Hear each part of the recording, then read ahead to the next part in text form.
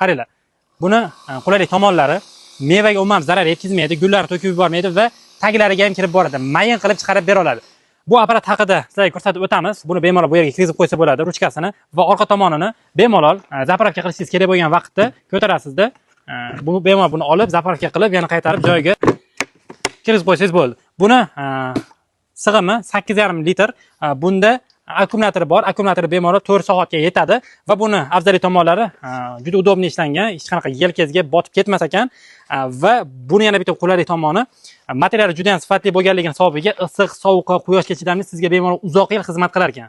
Kirgizishiga e'tibor berish kerak. Dakansizni orqaga tortib olasiz va qattiqroq bosib qo'yib yuborsangiz, o'zi plotniy ushlaydi va bu yerdan umuman suv oqib ketmaydi. Bu apparatimizning eng asosiy jihati 3 xil tipda sepib bera oladi va juda ham mayin zarrachalarga bo'lib sepib bergan hisobiga yashirin nuqtalarga ham borib, doringizni hamma joyiga yetib boradi. Bu mahsulotni optim hamda donalab sotib olishingiz mumkin. O'zbekistondagi yagona diler hisoblanadi. Toshkent shahrida joylashgan.